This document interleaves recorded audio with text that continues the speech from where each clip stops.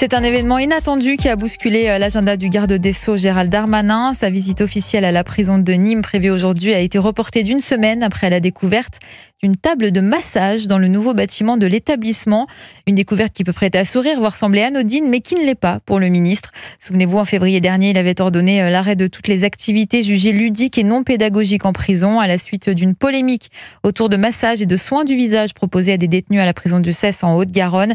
Depuis, la ligne est claire, place aux cours, au travail et au sport, mais pas aux activités perçues comme des loisirs de confort. Alors comment cette table de massage a-t-elle pu se retrouver au sein de la prison? L'affaire interroge notamment sur le suivi des instructions ministérielles et sur le contrôle des activités en détention. Pour en parler, nous avons avec nous le journaliste et essayiste Vincent Roy. Bonjour Vincent Roy. Bonjour. Merci d'être avec nous sur Europe 1. Alors évidemment, quand vous avez entendu parler de cette table de massage, je vais vous demander quelle a été votre première réaction. Bon, d'abord, j'ai souri. Il ne faut pas oublier qu'on a parlé. Il ne vous aura pas échappé que Gérald Darmanin a voulu concevoir une prison pour les narcotrafiquants, une prison où là vraiment tout est fait pour qu'ils ne puissent pas communiquer avec l'extérieur, qu'ils ne puissent pas continuer leur trafic, etc. Avec un régime carcéral beaucoup plus dur. Et on a parlé à cette occasion de vraies prisons. Ça voudrait dire que par conséquent, il y en a de fausses. J'exagère un peu, mais il s'agit de cela. C'est-à-dire qu'on sait très bien que nos prisons actuellement, les prisons dites ordinaires, si vous voulez, sont des passoires. Mais tout ça répond tout de même, la table de massage par exemple, ou les stages de surf, ou le karting, ou les piscines. On a vu ça, souvenez-vous, il n'y a pas si longtemps. Tout ça répond, si vous voulez, à une sorte de jurisprudence Badinter ou Taubira ou Belloubet, si vous voulez, ou finalement une jurisprudence très hitchcockienne, où le prévenu ou le prisonnier serait un innocent dans un monde coupable. C'est ça la philosophie de la justice depuis très longtemps. Et c'est à mon avis cela que Gérald Darmanin veut casser. C'est-à-dire cette vision qui consiste à penser que le prisonnier, finalement, est une sorte de victime de la société et que s'il a mal agi, eh bien c'est parce que la société l'a corrompu. C'est ça la jurisprudence Badinter. Et elle règne sur la justice en France depuis que M. Badinter a pris les rênes de la justice. Gérald Darmanin s'est exprimé sur X. Il a déclaré « Les prisons sont des lieux où l'on doit aussi respecter les victimes.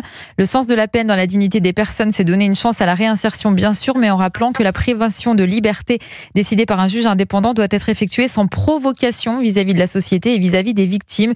Je vais faire appliquer ce bon sens partout. » Vincent Roy, vous êtes d'accord avec Gérald Darmanin quand il parle de provocation? Est-ce qu'il ne minimise pas avec ce mot provocation?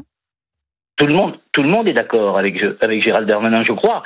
Tous ceux qui font preuve de bon sens. Il est bien évident que la prison a deux missions. La première, une punition, c'est-à-dire la peine privative de liberté, et la seconde, la réinsertion. Mais la réinsertion, elle ne se fait pas à n'importe quel prix. Elle se fait aussi dans le respect des victimes. Ce qui doit prévaloir, c'est la punition, c'est-à-dire qu'on doit, en prison, se repentir. C'est la raison pour laquelle, non seulement la prison est une peine privative de liberté, qui n'est pas non plus, il faut le signaler car il faut être juste en tout, qui n'est pas non plus une peine privative de dignité, c'est-à-dire qu'on n'entasse pas dans 9 mètres carrés 15 personnes, ça c'est pas digne d'une grande démocratie, premier point. Mais deuxième point, lorsque on détient des personnes, effectivement, c'est pas pour leur faire des activités de loisirs, du sport, oui, bien sûr, du travail, oui, des études, oui, pour le reste, c'est non. Et c'est ce que dit Gérald Darmanin. La question, c'est aussi où placer le curseur entre sécurité, discipline et dignité en détention. Pour la dignité, c'est assez simple.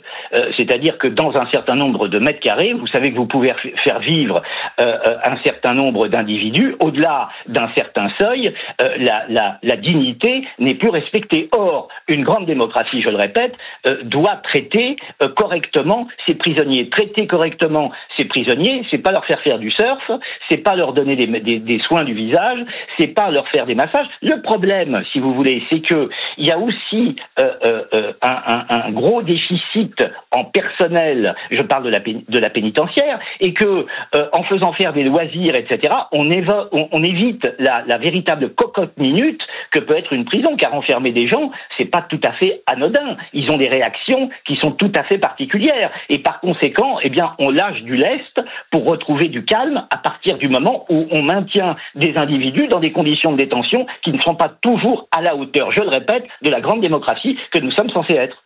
Les activités de loisirs doivent préparer à la sortie et à la réinsertion ou permettre de supporter l'incarcération? C'est ça aussi la question, parce que en quoi un massage aide à la réinsertion, clairement? Mais absolument, je suis tout à fait d'accord avec vous. Le massage n'aide pas du tout à la réinsertion, le surf non plus, le karting non plus, la piscine non plus. C'est pas ça l'objet. L'objet, encore une fois, c'est d'essayer de contenir au maximum les bas instincts qui peuvent se révéler dans l'univers carcéral et de faire en sorte que les employés de la pénitentiaire soient plus tranquilles, moins agressés, et sans doute que les prisonniers tentent de moins les corrompre, parce qu'il y a ça aussi, hein. Faut pas l'oublier. Hein. Comment on explique que des détenus qui ont donc été condamnés puissent bénéficier de privilèges? Comment on en est arrivé là?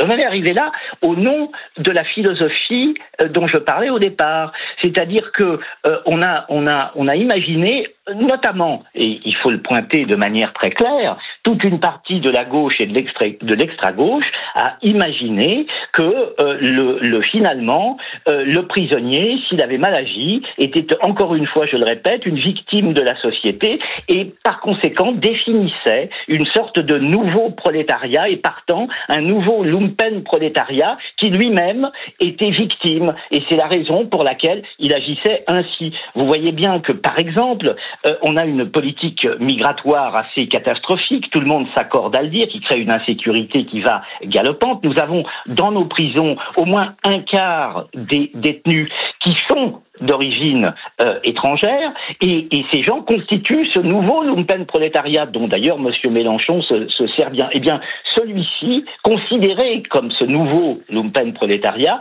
eh bien, est victime de la société. Songez, par exemple, il y a quand même quelque chose qui est très très puissant. Songez que dans les prétoires, un présumé innocent sur 5 ne parle pas le français et qu'il faut faire appel, nous dit le ministère de la Justice, à des interprètes pour pouvoir poursuivre un procès correctement. Tout ça coûte, tenez-vous bien, 86 millions d'euros par an. Ah oui. C'est quand même pas tout à fait anodin. Ah non, vous voyez où nous en sommes. Olivier souhaite réagir au standard. Bonjour Olivier. Bonjour à tous. Bonjour. Vous nous appelez d'où? De Béziers. D'accord. Alors vous, quand vous avez entendu qu'on avait trouvé une table de massage dans une prison, vous avez réagi comment? Écoutez, j'étais très très en colère et pour une raison très simple. Je me mets à la place des victimes. Alors, premièrement, la victime qui voit son potentiel bourreau ou autre, que ce soit pour un simple vol, parce que même si les gens, on dit simple vol, on viole quand même l'intimité des gens quand on vole quelque chose. Donc il y a toujours un traumatisme pour la victime. Donc moi, je m'imagine une victime de vol ou de bien pire qui voit sur les réseaux sociaux, alors que ça soit le massage, qui voit par exemple aussi, on a vu une piscine il n'y a pas très longtemps, l'année dernière, je crois, dans une prison, dans une cellule. Moi, quand je vois ça, je me dis, d'accord, donc le gars qui m'a causé du tort, qui m'a blessé dans mon intimité, s'amuse en prison. C'est totalement aberrant. Il n'y a aucun respect pour les victimes dans ce genre de traitement qui est réservé aux prisonniers. La détention, certes, on s'aperçoit que de vouloir réinsérer les gens, ça n'a pas forcément très bien marché quand je vois le taux de récidive. Hein. Ça, c'est mon avis propre. Je me dis qu'il faudrait peut-être reprendre un peu le système carcéral, donner plus de moyens au personnel de la pénitentiaire pour faire appliquer des vraies règles au sein des prisons, parce que vous savez, moi j'ai des amis qui travaillent à la prison de Béziers.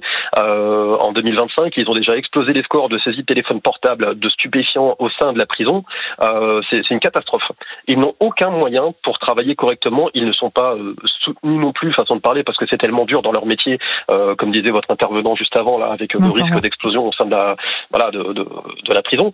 Qu'on remette un peu tout ça au centre de l'échiquier, qu'on donne les moyens à la force de la loi. La loi doit rester la loi, l'application, ça doit rester l'application de la loi, et qu'on prenne plus en considération le ressenti des victimes derrière, qui, moi, sincèrement, je vous dis, hein, je vois quelqu'un qui, moi je suis une victime, je vois ça à la télévision, le gars qui m'a fait ça, je me pose des grosses questions et je me sens totalement bafoué. Voilà. Vincent Roy, vous êtes d'accord avec ça? C'est une question de moyens? Et c'est uniquement une question de moyens? Écoutez, cet auditeur a raison. Oui, il y a pas uniquement, il y a la philosophie et les moyens. Mais en général, quand on a la bonne philosophie, on trouve les moyens. Mais votre auditeur a complètement raison. Comment une victime peut-elle imaginer que celui ou celle qui lui a fait du mal va avoir en prison de surcroît des activités de loisirs? Elle attend que la justice soit implacable, elle attend qu'il purge sa peine dans des conditions dignes, et encore une fois, je le répète, elle attend qu'il purge sa peine, et elle ne supporte pas de voir effectivement qu'on lui fournit de la drogue, qu'il peut communiquer par téléphone, et qu'en plus on lui masse le visage, ou qu'on lui masse le corps, ou qu'il a une activité piscine ou karting. Enfin, c'est intolérable pour la personne qui a subi un préjudice. Et c'est ne pas respecter précisément la victime que de donner à ces prisonniers, à ces bourreaux, avec 1000 guillemets, de leur donner des activités de loisirs. L'activité de loisirs est, à mon sens, incompatible avec la peine privative de liberté. La peine privative de liberté, elle porte bien son nom.